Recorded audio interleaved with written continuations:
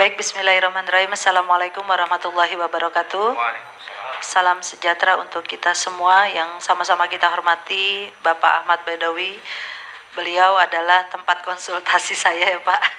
Dan yang saya hormati Pak Taufik Basari. Alhamdulillah Pak, baru pertama kali kita ketemu. Mudah-mudahan di ruangan ini saya datang punya masalah, keluar dari ruangan ini saya punya solusi yang terbaik.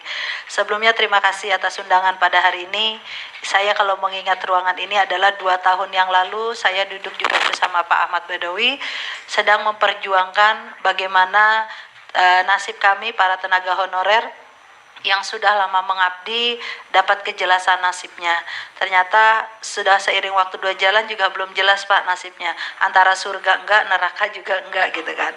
Saya berharap adanya pembahasan yang memang kemarin sudah masuk di revisi Undang-Undang ASN yang menjadi prolegnas. Tentunya ini bukanlah lagi-lagi membuat kami menjadi PHP. Saya ada harapan Pak, mudah-mudahan ke depannya permasalahan revisi undang-undang ini tidak hanya stuck mati di balik, tetapi terus memberikan kelanjutan. Pada dasarnya revisi undang-undang ASN ini bukanlah barang baru, ini adalah barang lama. Di tahun 2017, 22 Maret 2017, Bapak Presiden Republik Indonesia sudah mengeluarkan surpres Pak, dengan menunjuk 3 orang menteri, yaitu Menteri Kemenpan RB, Menteri Kemenhumham, dan Menteri Keuangan untuk membahas masalah ini bersama-sama dengan DPR. Saya ingat sekali 24 Januari 2018, saat itu Bapak Menpannya Pak Asman Abnur datang ke Balik, mereka sepakat untuk membahas. Dan untuk tahap berikutnya DPR minta kepada pemerintah agar segera membuatkan daftar inventaris masalah. Sampai detik ini pun, sampai anggota dewannya ganti, DIM itu belum juga ada. Saya berharap, kemarin saya melihat di Komisi 2 adanya 17 usulan, salah satunya di nomor 5 itu ada revisi Undang-Undang ASN. Saya berharap sekali kepada anggota yang memang bagian dari Balik, setidaknya revisi ini bukan menjadi angan-angan sebagai angin surga kami supaya meredam para tenaga honorer ini ngadu ke anggota dewan. Jadi dengan adanya revisi Undang-Undang ASN ini, saya berkeinginan dan berharap banget kepada anggota dewan yang baru khususnya dan Pak Ahmad Baidowi yang lama untuk benar-benar mengawal revisi ini sampai benar-benar tuntas. Kalau berbicara tenaga honorer yang dari tahun 2004 setelah 2014 setelah kita di Perpal jumlahnya ada 439.000. Seiring dengan CPNS tahun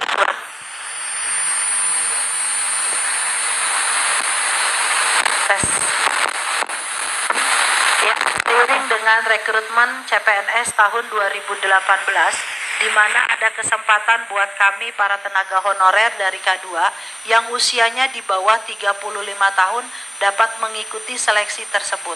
Alhamdulillah kawan-kawan kami sudah menerima SK sekarang yang usianya di bawah 35. Nah, di tahun 2019 pemerintah lagi-lagi memberikan solusi untuk tenaga honorer kategori 2 agar dapat diangkat menjadi ASN melalui P3K. Jumlahnya cukup banyak, jumlahnya cukup fantastis. Alhamdulillah dari honorer K2 yang di daerah yang memang mengusulkan, mereka semua juga bisa mengikuti. Dan sudah dinyatakan lulus Pak. Tetapi sampai saat ini mereka belum juga diterbitkan NIPK P3K-nya. Jadi masih dalam kategori saat ini karena belum menerima NIP, mereka masih dikategorikan honorer. Nah, saya berharap apabila nanti memang sudah masuk di dalam prolegnas 2020 dan dibahas di Balik, otomatis naskah akademiknya ini kan pasti akan berubah ya Pak. Kalau mau bicara tenaga honorer, pasti pemerintah juga akan keberatan. Kenapa? Karena jumlahnya itu sangat banyak. Tetapi kalau memang dikhususkan untuk penyelesaian tenaga honorer kategori 2, saya yakin tidak ada keberatan Pak di pemerintah karena jumlahnya, angkanya pasti berkurang. Dan kalau berbicara tenaga honorer, tentunya bukan hanya untuk guru, kesehatan, dan penyuluh. Banyak kawan-kawan saya di tenaga teknis administrasi lainnya, tentunya yang butuh perhatian juga dari para anggota dewan. Untuk itu, saya sangat berharap kepada seluruh anggota dewan, khususnya nanti di Balik, yang akan membahas revisi Undang-Undang ASN ini, tolong dibuatkan mekanismenya yang benar-benar akurat sesuai dengan tenaga honorer K2 di lapangan. Contoh kalau berbicara umur, kita kasihan dengan K2. Kalau berbicara umur ya ada yang mau deketi pensiun, ada juga yang masih lama gitu kan. Tetapi kalau berbicara pengabdian, honorer K2 itu minimal pengabdiannya itu sudah 15 tahun. Nah inilah yang menjadi catatan khusus mungkin nanti kepada anggota Dewan, tolong kami diperhatikan secara memang khusus, tidak disamaratakan dengan para tenaga honorer yang baru. Kemarin 25 November saat pembahasan dan audiensi dengan Balek, itu adalah kami berharap ini dapat keputusan minimal untuk revisi Undang-Undang ASN ini nggak butuh waktu yang lama. 2 tahun di masa berakhirnya pemimpinan Pak Jokowi di tahun 2023, permasalahan ini juga bisa cepat selesai gitu. Jadi kami sudah sangat lelah sebenarnya, dan mungkin kami akan lebih banyak mengawal, dan nanti mohon juga bimbingan dari bapak-bapak di Balek ini, langkah apa lagi yang harus kami lakukan. Kalau kami diminta masukan untuk memberikan pandangan kepada anggota Dewan, baik dalam penyusunan naskah akademik revisi Undang-Undang ASN, kami siap. Yang pasti ada komunikasi, dan yang tentunya Pak tolong nanti kami berharap kepada seluruh anggota Dewan yang hadir pada saat ini setidaknya agak sedikit mengencangkan kembali kepada Kemenpan RB. Kalau Kemenpan RB yang kemarin mungkin masih belum konsisten, saya yakin di Pak Cahyokumolo ini kan bukan menteri yang baru, beliau sudah menjadi menteri sebelumnya, apalagi basic belakangnya adalah Kemendagri, harusnya lebih paham. Karena saya ingat sekali di 2013, Januari 2013, Kemendagri mengeluarkan surat larangan pengangkatan tenaga honorer. Kalau ini dipakai jadi acuan, mungkin tidak banyak tenaga honorer lain yang mengharapkan menjadi PNS. Jadi untuk itu saya berharap baik dari Komisi 2 maupun di Balek ini segera membuat dan membahas naskah akademik revisi Undang-Undang ASN, karena yang sebelumnya itu hanya 2 pasal yang direvisi, pasal 131A dan pasal 135. Tentunya kalau memang ini berhasil, tahun kebahagiaan buat kami para honorer, kado istimewa, jangan seperti di tanggal 25 November kemarin, di hari raya, ulang tahun guru, kami harus bersedih. Rekrutmen CPNS jalur umum dibuka lagi. Buat apa ada RDP di Komisi 2 yang menekan bahwa tidak akan mengangkat CPNS jalur umum. Tetapi hal itu dilakukan terus. Nah, berarti RDP tidak didengarkan. Terakhir RDP di Komisi 2 ada 7 poin, salah satu 2 poinnya adalah menekan kepada Kemenpan agar menyelesaikan tenaga honorer kategori 2. Tentunya bukan menjadi angan-angan lagi, tetapi harus dikawal gitu. Kalau seperti Komisi 9 kemarin kan anggota dewannya kompak, tidak mau rapat RDP dengan Menteri Kesehatan kalau BPJS-nya naik. Harusnya anggota Dewan di Komisi 2 juga lebih kompak lagi. Tidak akan rapat dengan Kemenpan kalau K2 nggak selesai. Itu tentunya harapan kami. Mungkin itu saja dari saya. Mohon maaf, kesempurnaan itu hanya milik Allah, kekurangan dari diri saya. Akhir kalam, Assalamualaikum warahmatullahi wabarakatuh. Bismillahirrahmanirrahim. Assalamualaikum warahmatullahi wabarakatuh. Selamat siang, salam sejahtera buat kita semua. Yang saya hormati para panelis, ada Pak Taufik Basari, Pak Ahmad Baidowi, dan Ibu Nurbaiti. Tentu yang sama-sama kita banggakan kawan-kawan media yang ada di dalam lingkungan DPR RI. Saya mohon maaf 2 kali nih. Pertama terlambat, yang kedua nanti habis ini minta izin lagi karena saya melarikan diri. Nggak enak kalau diundang sama teman-teman ini nggak datang. Saya bilang sama yang ngundang, Pak siapa tadi? FH. Saya bilang saya datang cuma sebentar, izin, saya bilang gitu. Karena ya sebagai panitia steering di sana harus mempersiapkan acara Munas. Tapi yang saya kira tema ini penting ya. Pertama, kami memang di Komisi 2 memasukkan rencana revisi Undang-Undang ASN ini ke dalam usulan Prolegnas di Komisi 2. Ada 17 rancangan undang-undang yang kami ajukan. Salah satunya adalah revisi tentang undang-undang ASN ini. Gitu. Nah, saya kira memang ini kesempatan buat kita untuk menata secara mendasar hal-hal yang terkait masalah yang muncul di lingkungan maupun pada diri ASN itu sendiri. Gitu.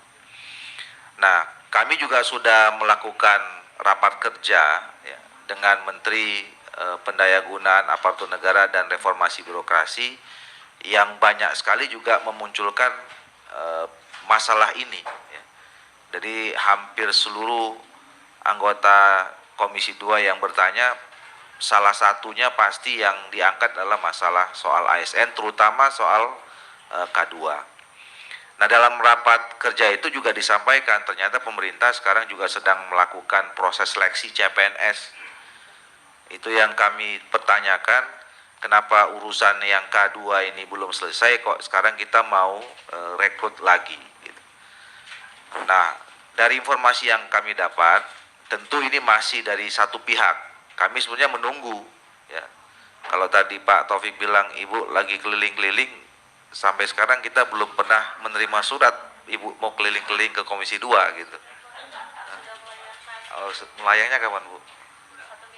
Oh ya, baru berarti. Ya, jadi saya kira nanti kita akan segera jadwalkan untuk mendapatkan informasi yang berimbang. Ya. Karena sementara ini dari hasil rapat kerja yang kami lakukan dengan Menpan RB itu, sebetulnya saya menyimpulkan bapak-bapak dan ibu-ibu yang K2 ini adalah korban dari dua hal. Yang pertama adalah ketidakpatuhan ya, pemerintah, dalam hal ini pemerintah daerah, terhadap peraturan-peraturan pemerintah yang dikeluarkan. Yang kedua adalah korban dari tidak adanya sinkronisasi dan koordinasi antara pemerintah pusat dan pemerintah daerah, sehingga saling lempar tanggung jawab.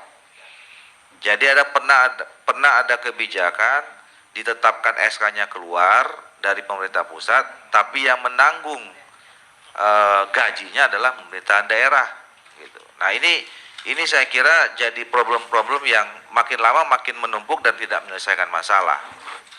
Nah, jadi pendekatannya kami waktu itu sudah sepakat di Komisi 2 ada dua. Ya. Yang pertama adalah dalam jangka menengah dan panjang, tentu kita akan melakukan revisi Undang-Undang ASN ini. Yang kedua, kita sepakat akan membentuk panja, namanya Panja ASN. Ya, kita sudah sepakat, nanti kita akan buka mulai di awal masa sidang setelah reses. Ada 5 atau 6 panja yang akan kami bentuk, salah satunya adalah Panja ASN. Nah, Panja ASN ini akan minimal paling tidak memonitor, kemudian mengkaji, melihat, dan menuntaskan dua masalah. Yang pertama juga adalah soal seleksi CPNS itu, jangan sampai ada yang satu sisi ada korban, ya seperti K2 ini, tapi proses seleksinya ini pun selain mengundang keirian dari K2, tapi ternyata nanti prosesnya pun juga tidak transparan, tidak akuntabel, penuh dengan KKN dan segala macamnya. Makanya ini perlu diawasi. Kita sama-sama tahulah selama ini kalau ada pembukaan seleksi CPNS banyak sekali uka-uka bergentayangan ya, menyambungkan antara demand dan kebutuhan dan supply, demand and supply gitu kan. Berapa kebutuhan CPNS, berapa yang diterima, dan berapa pula diantaranya kan, kira-kira begitu. Nah, oleh karena itu ini perlu diawasi. Jadi kita sudah harus juga memonitor proses seleksi CPNS itu harus bebas KKN, transparan, akuntabel, dan segala macam. Sehingga kita bisa minimal bisa meminimalisir atau tidak menghilangkan sama sekali praktek-praktek yang selama ini kita sepertinya sama-sama paham dan tidak dianggap apa-apa gitu. Itu yang pertama. Yang kedua, menyelesaikan masalah K2 ini sebelum diterbitkannya atau dilakukannya revisi Undang-Undang ASN. Jadi seperti yang Pak Taufik bilang tadi, apa nih jangka pendeknya? Nah, kita akan melakukan atau membentuk panja ASN untuk membantu penyelesaian ibu-ibu. Nah, memang sekarang itu sekitar tinggal hampir 397 ribuan sekian ya. Dari informasi yang kami dapat, tenaga honorer K2 ini yang masih belum jelas. Karena sebetulnya pemerintah juga sudah berkali-kali melakukan perekrutan, pengangkatan tenaga honorer K2 ini. Ya, jadi kan itu kan sebenarnya tenaga honorer ini muncul melalui peraturan pemerintah nomor 48 tahun 2007. Waktu itu ada sekitar 600.000, tapi kemudian setiap perjalannya karena tidak ada kepatuhan di pemerintah daerah menambah sampai 800.000 sekitar tahun 2013.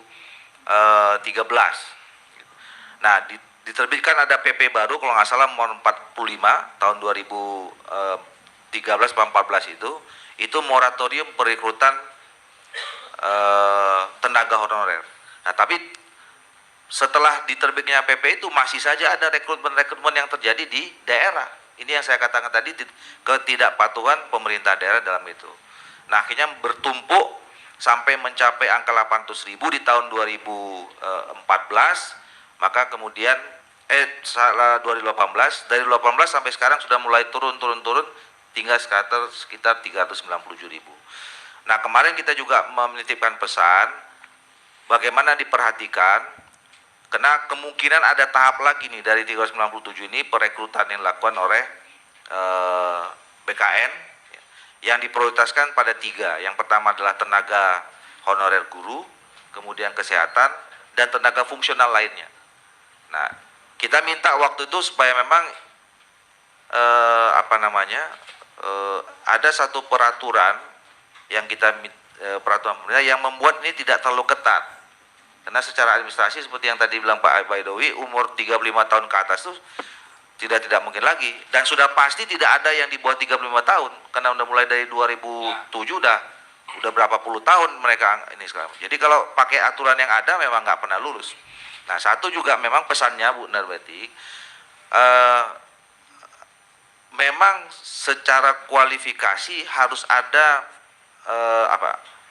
dalam seleksi ada kualifikasi khusus memang terhadap bapak-bapak ibu yang K2 ini, sehingga standarnya sudah tertentu berbeda dengan standar yang pada umumnya, sehingga memang mereka bisa tertampung dengan baik. Jadi poinnya ada yang ingin saya sampaikan adalah Komisi 2 punya concern yang sangat tinggi terhadap masalah ini, karena saya juga jauh sebelum jadi anggota DPR sudah bertemu dengan banyak sekali bapak-bapak dan ibu yang mengeluhkan masalah ini, dan saya kira kita semua punya komitmen. Tadi juga kita sama-sama dengarkan teman-teman di Balik juga sudah punya komitmen untuk menyelesaikan masalah ASN ini, baik itu melalui revisi Undang-Undang ASN maupun kami di Komisi 2 akan segera melaksanakan atau membentuk panja untuk itu. Saya kira itu yang bisa saya sampaikan. Sekali lagi saya mohon maaf nih Pak Taufik, Pak Bedowi, mungkin setelah ini saya izin ya Pak Moderator, Bu. Siap. Nanti kita tunggu Bu, nanti kita jadwalkan kita ketemu dengan bapak-bapak di Komisi 2. Terima kasih juga teman-teman media. Billahi taufiq hidayah. Assalamualaikum warahmatullahi wabarakatuh. Waalaikumsalam warahmatullahi wabarakatuh. Terima kasih Bapak Ahmad yang sudah menyempatkan waktunya di sela-sela Munas Golkar. Oke, siap. Oke, kita beralih ke, terima kasih Pak Ahmad. Silakan.